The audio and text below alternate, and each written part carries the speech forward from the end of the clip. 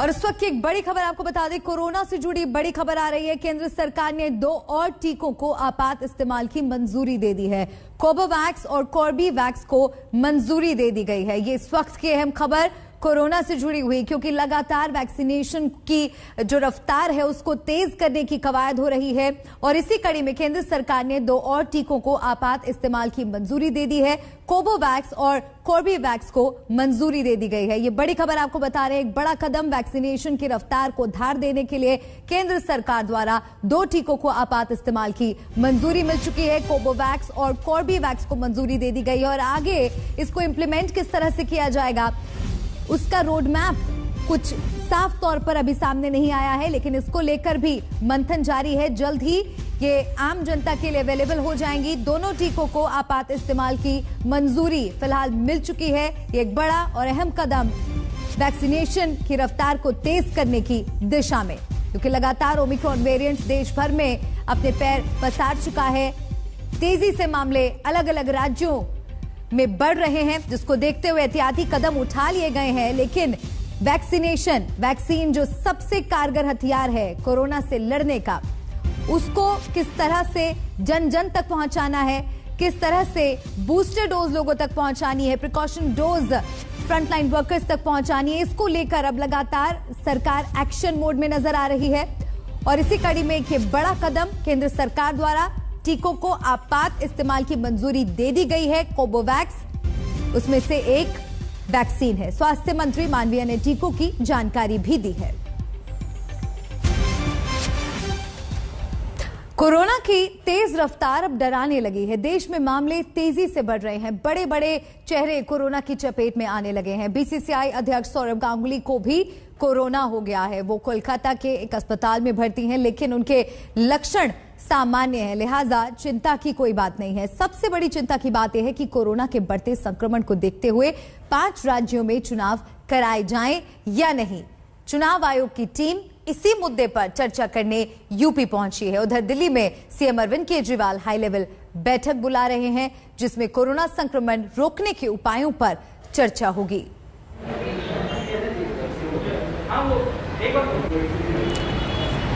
आपात इस्तेमाल की मंजूरी मिली है, इसके बारे में ज्यादा जानकारी के लिए सीधा मेरे सहयोगी का रुख करेंगे। मोहित मेरे साथ जुड़ गए हैं। मोहित, और क्या जानकारी आपको मिल पाई है और किस तरह से जन जन तक ये जो 2 नई डोज हैं जिनको मुहैया कराया जाएगा, उसको लेकर रोड मैप क्या साफ होया है? जी देखिए, आपको बता दें ये जो 2 वैक्सीन्स हैं जो अप्रूव हुई है, ये काफी दिनों से इनके लगातार ट्रायल चल रहे थे। एक आरबीडी प्रोटीन की वैक्सीन है और दूसरी जो है वो मैन्युफैक्चर होगी इंडिया में ही। तो कहीं ना कहीं अब जो मैन्युफैक्चरिंग है उसके लिहाज से अगर देखा जाए तो इंडिया जो है वो सेल्फ सफिशिएंट या फिर आत्मनिर्भरता की ओर बढ़ता जा रहा है। आपको बता दें कि प्रधानमंत्री ने पहले ही आकर के जब देश के नाम संदेश दिया था, जब पूरे देश को संबोधित करा था, तो ही उन्होंने जानकारी दे दी थी कि आने वाले दिनों में नई वैक्सीन जो है उसकी घोषणा कर दी जाएगी। इमरजेंसी यूजेज जो है उसकी ऑलमोस्ट अप्रूवल दे दी गई है और उसके लिए भी अनाउंसमेंट कर दी जाएगी। आज वो जो अनाउंसमेंट आई है वो स्वास्थ्य मंत्री जो है मनसुख मांडविया उनकी साइड से आई है, जिन्होंने साफ तौर से कह दिया है कि 2 वैक्सीन आई हैं और एक एंटीवायरल ड्रग भी आया है, जो कि जो अडल्ट पेशेंट होते हैं जो संक्रमित हो गए हैं कोरोना वायरस से, उनके लिए होगा, ताकि वो अपना बचाव कर सके। उनकी जो देखरेख है या फिर उनकी जो डिटोरेटिंग हेल्थ है, जो उनकी हालत गंभीर जिनकी बनी हुई है, उनके लिए वो कारगर साबित होगी और एकदम रामबाण का साबित हो सकती है केसेस में। तो ये 3 चीजें जो है ये अनाउंस कर दी गई है। इसी के साथ अगर बात करें कि इंडिया में अब 3 ऐसी वैक्सीन होंगी जो बनाई जाएंगी और यही एक अहम चीज है जो निकल करके भी सामने आ रही है कि इंडिया में कोई वैक्सीन की कमी नहीं होनी चाहिए। लगातार हम देख रहे हैं, चाहे वो सेंट्रल गवर्नमेंट हो चाहे स्टेट गवर्नमेंट हो, लगातार पुश कर रहे हैं कि वैक्सीनेशन जो है वो सबसे ज्यादा होना चाहिए। लगातार जो है परसेंटेज कम से कम फर्स्ट डोज जो है, चाहे पहली जो डोज है लोगों को, वो सबसे ज्यादा 100% तक पहुंच जानी चाहिए और उसी के आगे भी जो सेकंड डोज है उस पर भी काम करा जा रहा है।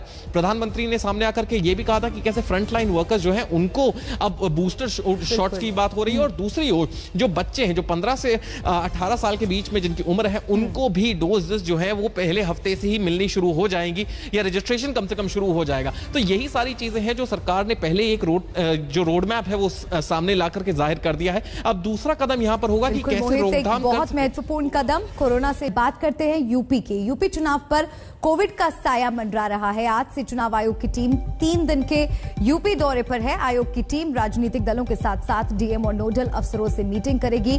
कल दिल्ली में स्वास्थ्य सचिव के साथ बैठक हुई थी, लेकिन ओमिक्रॉन के बढ़ते खतरे के बीच इन रैलियों ने चुनाव आयोग को भी सोचने पर मजबूर कर दिया है।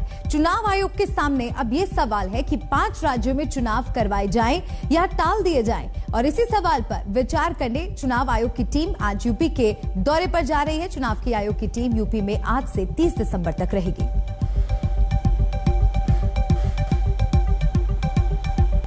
तो यूपी में चुनाव प्रचार जोरों पर है। उन्नाव आपको ले चलते हैं, वहां पर सुनिए क्या कुछ कह रहे हैं अखिलेश यादव। धरती रही है, बड़े बड़े यहाँ से राजनेता निकले हैं, राजनीतिक गलियारों में होकर के यहाँ की दिशा बदलने का काम यहाँ के तमाम महापुरुषों ने किया है। हमें उम्मीद है कि इस विजय रथ के बाद, समाजवादी विजय रथ के बाद भी बदलाव होगा, और जिस तरीके से समाजवादी पार्टी ने सबसे ज्यादा सीटें जीती थी, इस बार उन्नाव में पूरी की पूरी सीटें समाजवादी पार्टी की होंगी। आज 6 किलोमीटर का रन है। हाँ। राजा राव बख्श सिंह जी का आज श्रद्धांजलि भी देता हूं मैं, और वो मंच से देना था, लेकिन मैं आपके बीच से ही कह दे रहा हूं। राजा राव सिंह बख्श जी का आज राजा राम राव बख्श सिंह जी का आज सब याद कर रहे हैं। आज बलिदान दिवस है। हम सब लोग मिलकर के भी उनको याद करते हैं। न केवल वो, बल्कि यहाँ पर बड़े बड़े क्रांतिकारियों ने जन्म लिया, बड़े बड़े साहित्यकारों ने, चंद्रशेखर आजाद, निराला जी, हसरत मोहानी और तमाम बड़े नेताओं को भी यहीं जन्म लेकर के, और उन्होंने राजनीति में बड़े काम किए हैं उसके। इसलिए मैं आज सभी महापुरुषों को याद करता हूं। मैं अपने पत्रकार साथियों का भी बहुत बहुत धन्यवाद देता हूं। सर, अमित शाह ने आरोप लगाया है कि समाजवादी लोग राम मंदिर में, अभी तो उनका हेलीकॉप्टर ही नहीं उड़ा यार। अमित शाह अभी मैं एयरपोर्ट से आ रहा हूं, अभी हेलीकॉप्टर उनका नहीं उड़ा। ये पुराना स्टेटमेंट दे रहे हो आप। देखिए, ये झूठ बोलने वाले लोग हैं। समाजवादी लोगों ने जो काम किया उसको रिकॉर्ड टाइम में किया। देश में और दुनिया में अगर कभी एक्सप्रेसवेज का ये आकलन होगा कि किस सरकार ने सबसे जल्दी एक्सप्रेसवे बनाया है, तो सबसे आगे समाजवादी पार्टी का नाम होगा कि समाजवादी लोगों ने 323 किलोमीटर का एक्सप्रेसवे 22 महीने में तैयार करके रख दिया। इसी तरह जब लखनऊ की मेट्रो का बनने का काम शुरू हुआ था, सबसे कम समय में देश में कोचीन से भी कम समय में मेट्रो तैयार हो गई थी। ये भारतीय जनता पार्टी के लोग भगवान श्री राम का मंदिर नहीं बनाना चाहते। ये उस भगवान श्री राम के मंदिर के नाम पर वोट मांगना चाहते हैं। इनके लिए आस्था वोट है। और कौन नहीं जानता कि सुप्रीम कोर्ट का फैसला है। सुप्रीम कोर्ट के फैसले के बाद किसी व्यक्ति की हैसियत नहीं है कि भगवान राम, श्री राम जी का मंदिर को रोक ले। इसलिए दिल्ली से लेकर के लखनऊ और लखनऊ से लेकर के दिल्ली वाले जितने भी भारतीय जनता पार्टी के नेता हैं, वो झूठ बोल रहे हैं, झूठ बोलने वाले लोग हैं। इन झूठ बोलने वालों से जनता सावधान रहना। आपको धोखा दिया है, किसान भाइयों को धोखा दिया है, इन्होंने नौजवानों को धोखा दिया है, व्यापारियों को धोखा दिया है। ये नफरत फैलाने वाले लोग, ये समाज में खाई पैदा करने वाले लोग, ये वो लोग हैं जो उत्तर प्रदेश को पीछे ले जाना चाहते हैं, डरा करके वोट लेना चाहते हैं। ये क्यों भूल जाते हैं भारतीय जनता पार्टी के लोग कि इन्हीं के गृह राज्य मंत्री की गाड़ी से किसानों को कुचला गया था। उन पे आरोप है इस बात का। क्या उत्तर प्रदेश के किसान भूल जाएंगे कि एक गृह राज्य मंत्री पर आरोप है, उनके बेटे पर आरोप है कि उनकी जीत से किसान कुचले गए? बताओ, क्या कोई जवाब है भारतीय जनता पार्टी के पास? अखिलेश जी वो तो नेताओं को, ब्राह्मणों को जोड़ने के लिए उनका नेतृत्व दे रहे हैं। वो टेनी जी को ये चलता रहेगा उत्तर प्रदेश में। ये उत्तर प्रदेश है, लेकिन यहाँ की जनता, यहाँ के किसान, यहाँ के व्यापारी, यहाँ के लोग बदलाव के लिए तैयार हैं। टेनी जी को ब्राह्मणों का बचाव कराने के लिए, तो मुझे आप बताइए कि उन पे आरोप क्या है?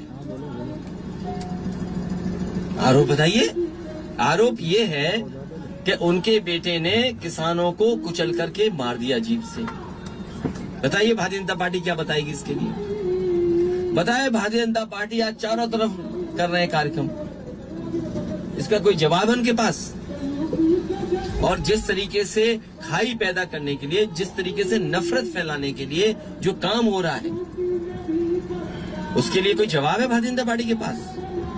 हर तरफ नफरत फैलाने वाले लोग अगर कोई हैं तो वो भारतीय जनता पार्टी से संबंध रखते हैं। बहुत धन्यवाद प्रेस के साथियों का, इतनी परेशानी और कष्ट के साथ और इतने ठंडे मौसम में आप लोग आए, लेकिन आपके आने से कार्यक्रम की रौनक और बढ़ गई है। मुझे पूरा भरोसा है झूठ बोलने वालों का आप पर्दाफाश करेंगे। 6 किलोमीटर का रन है सर। कितने किलोमीटर का है? 6 किलोमीटर 99.6। चलिए बहुत धन्यवाद, आप पहले पहुंचे, रथ में नहीं चलिए बहुत धन्यवाद। उत्तर प्रदेश में आज ताबड़तोड़ रैलियां हो रही हैं। बीजेपी अपनी स्टार पावर अलग अलग हिस्सों में दिखा रही है। तो उन्नाव में चुनावी रैली आज अखिलेश यादव ने भी की और तीखा हमला बोला बीजेपी पर। बीजेपी सरकार ने लोगों को धोखा दिया है, ये कहा अखिलेश यादव ने मीडिया से बात करते हुए। जीप से किसानों को कुचला गया, किसानों को कुचलने पर क्या बोलेगी बीजेपी, ये सवाल उठाया अखिलेश यादव ने। तो लगातार तीखे हमले, जुबानी हमले और आरोप प्रत्यारोप का सिलसिला जारी है। कांग्रेस अध्यक्ष सोनिया गांधी ने केंद्र सरकार पर हमला बोला है। कांग्रेस के स्थापना दिवस के मौके पर बोलते हुए उन्होंने आरोप लगाया कि लोकतंत्र और संविधान को दरकिनार कर तानाशाही की जा रही है। देश का आम नागरिक असुरक्षित और भयभीत महसूस कर रहा है। लोकतंत्र और संविधान को दरकिनार कर तानाशाही चलाई जा रही है। ऐसे वक्त में कांग्रेस चुप नहीं रह सकती। देश की विरासत को किसी को भी नष्ट करने की इजाजत नहीं देगी। आम जन मानस के लिए, लोकतंत्र की रक्षा के लिए देश विरोधी, समाज विरोधी साजिशों के खिलाफ हर संघर्ष करेगी, हर कुर्बानी देगी।